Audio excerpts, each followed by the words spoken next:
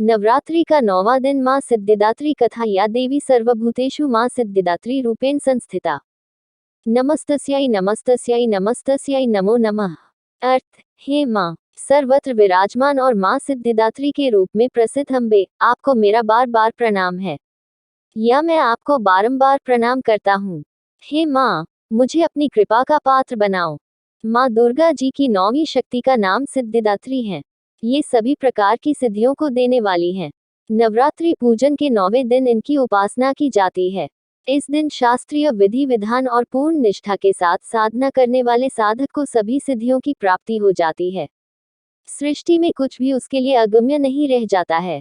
ब्रह्मांड पर पूर्ण विजय प्राप्त करने की सामर्थ्य उसमें आ जाती है।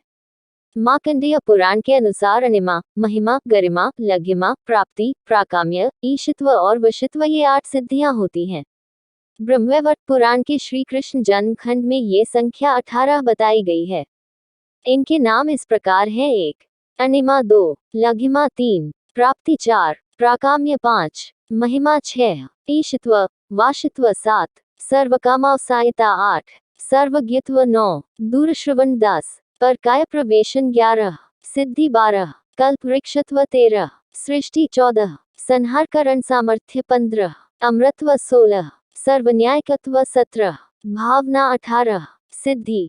इनकी कृपा से अनंत दुख रूप संसार से निर्लिप्त रहकर सारे सुखों का भोग करता हुआ वह मोक्ष को प्राप्त कर सकता है। नवदुर्गाओं में मां सिद्धिदात्री अंतिम है। अन्य 8 दुर्गाओं की पूजा उपासना शास्त्रीय विधि विधान के अनुसार करते हुए भक्त दुर्गा पूजा के 9वें दिन इनकी उपासना में प्रवृत्त होते हैं। इन सिद्धिदात्री मां की उपासना पूर्ण कर लेने के बाद भक्तों और साधकों की लौकिक, पारलौकिक सभी प्रकार की कामनाओं की पूर्ति हो जाती है। सिद्धिदात्री मां के कृपा पात्र भक्त के भीतर कोई ऐसी कामना शेष बचती ही नहीं है जिसे वह पूर्ण करना चाहे।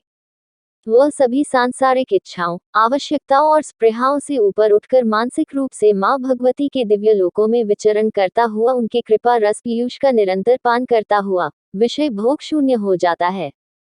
मां भगवती का परम सानिध्य ही उसका सर्वस्व हो जाता है। इस परम पद को पाने के बाद उसे अन्य किसी भी वस्तु की आवश्यकता नहीं रह जाती। मां के चरणों का ये सानिध्य प्राप्त करने के लिए हमें निरंतर नियमनिष्ठ रहकर उनकी उपासना करनी चाहिए।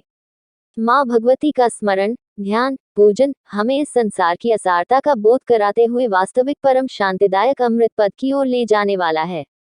इनकी आराधना से जातक को अनिमा, लघिमा, प्राप्ति, प्राकाम्य, महिमा, ईशित्व, सर्वकामावसायिता, दूरश्रवण, परकामा प्रवेश, वाक्सिद्ध, अमृतत्व, भावना सिद्धि आदि समस्त सिद्धियों नव निधियों की प्राप्ति होती है।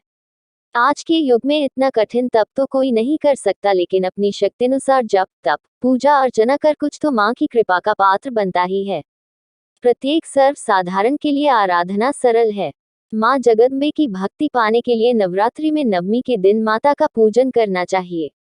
धन्यवाद दोस्तों, मेरे वीडियो को लाइक और चैनल को सब्सक्राइब जरूर कीजिए।